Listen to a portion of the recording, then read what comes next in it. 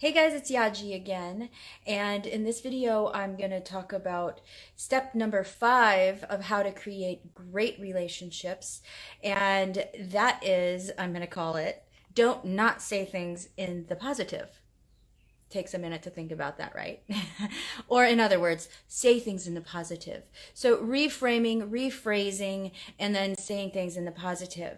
This step is so powerful and so important on so many different levels. So now that you've understood what you're feeling and why, usually it comes out in the negative.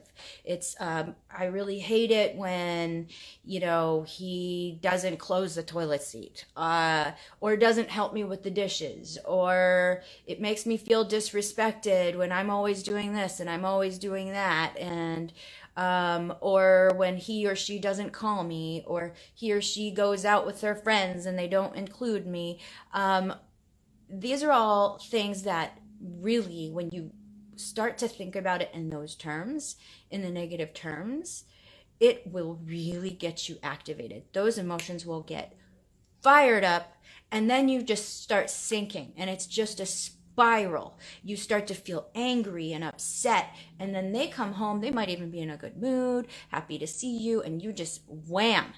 I can't believe you did this. Or maybe you don't even talk about it, because a lot of times people won't talk about things, but then when you don't, it builds up, and then it comes out as an explosion.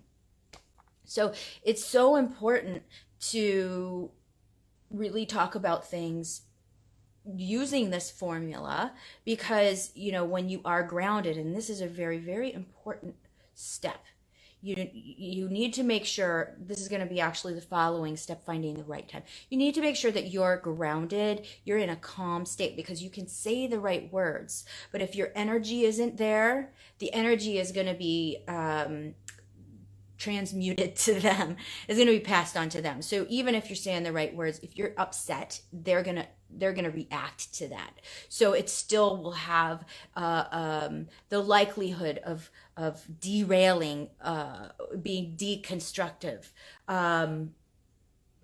So anyway, yeah. So you want to find the positive phrase of what you're feeling in the negative. So, you didn't call me last week, or you didn't let me know that you were going to go out with your friends. I was really wanting to hang out with you, and you had a couple days off, and we haven't seen each other, and then you just went ahead and made plans with your friends.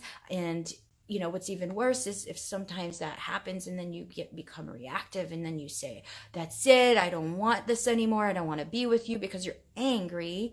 Now the other person's going to go, well, okay, maybe that's what we should do. But that's not what you're really wanting to create. What you're wanting to create is more closeness. We get blocked from being able to identify that we want that closeness from our ego. Ego does not want us to be vulnerable. It's really, really scary. And when you get beneath the I don't like it's, you get to the vulnerability. So what is the vulnerability in that situation? I really would like to just be closer to you. And if there's some time in your schedule, can you please check with me? Can we try and talk about getting together? Because I want to make sure that we're hanging out. We have time together. That on the reception end, on the receiving end, is so much easier to hear, and it just feels so much better. It's motivating. It makes you want to make the other person feel good. As opposed to, on the flip side, when we approach each other telling one another everything we're doing wrong and bad, then the other person is going to have a reaction. They're either going to shut down, not want to hear anything that you have to say, or they're going to become reactive and argumentative, and now you're off to the races. Now it's like a playground fight. So you want to try and get away from either one of those scenarios. You want to make sure that you're addressing everything. That's why setting a time to come back to things is so very, very important. And really phrasing things in the positive. Oh, it is just so powerful. So I mentioned earlier, I think that it's powerful on 2 different levels. Did I mention? Anyway, it's powerful on two different levels. The first level, and probably the most important level, is how it affects you when you start to phrase things in the positive in your head. This is actually a very common tool that I use with my clients all the time. You know, what's making them feel bad, and then we kind of dissect what's making them feel bad. So look at what's making you feel bad, not just with your relationships, but in general, and everything and anything. Like, I'm scared I'm not going to be able to pay my rent next month, or I'm scared that, you know, something is terrible is going to happen. You notice those things, honor those things, and it's really, really important. You hear a lot of positive psychology talk about, you know, positive thoughts, positive thinking.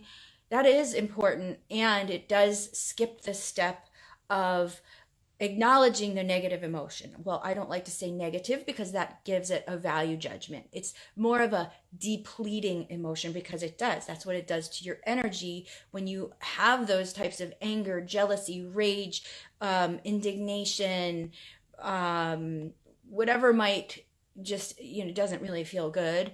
It depletes your energy.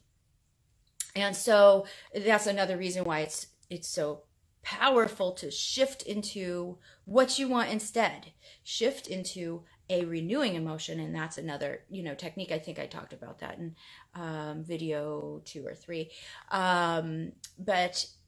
So you shift into the positive and looking at what do you want instead. So I would like it, and I have a phrase that I've coined. I call it the bookends.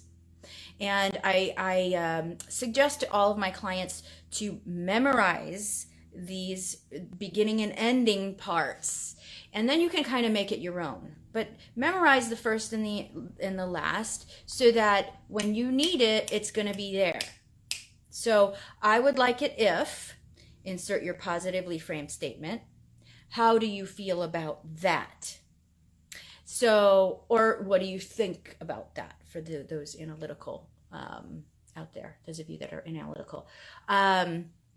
So I would like it if, when you have free time off, we plan at least one day together. How do you feel about that? And the how do you feel about that is really, really important, because number one, it stimulates a conversation rather than the other person feeling like you're just telling them what to do or trying to control them. You're just actually giving them a gift. And I often will say to my couples, you really get away from thinking that you're asking for anything, because you're not asking, and throw your expectations out, because expectations are gonna kill the relationship. So throw expectations out and start to reframe that you are actually giving the person a gift and letting them know what makes you feel good. Because guess what? When you love somebody, you want to make them feel good, and you want to know how. And often what happens is we wind up telling each other everything that's making us feel bad. And then, you know, it's interesting, because day in and day out, I do with my couples, you know, looking at what's making them feel bad, and then trying to shift that into what they would like instead. And that's actually really, really hard. It's very hard to figure out what you would like instead. So, but it's well worth the effort. And the irony in that is that it's hard for us to figure out what we want for ourselves. We know what we don't want, that's easy, but figuring out what we do want, that's not so easy. And unconsciously, we're expecting our partners to know. So that is really damaging. And so really, I want to encourage to not say the positive, i.e. stick with the positive. You know, base level, it's going to change your vibration. It's going to make you feel better. When you think in the positive, when you start looking at what you want, it is empowering. When you're stuck in that hopeless place, it's a pit. And you can't get out of it, and you can't see out of it. So shift into the positive, because it's going to help you just on a basic emotional level. It starts to make you feel better. Then when you're feeling good, you approach your partner and you communicate in the positive. I would like it if positively framed statement. How do you feel about that? So that's it for now. This is Yaji signing off. Love you. Next time I'm going to talk about finding the right time and why that's important. As always, I welcome your comments and questions, suggestions. Please like, share, subscribe. That's going to help get this information out. Really, I want more than anything to just share good information with people to help raise the vibration, the global vibration, and so we can be lifting each other up as a community. So like, share, subscribe, and I will see you next week. Bye.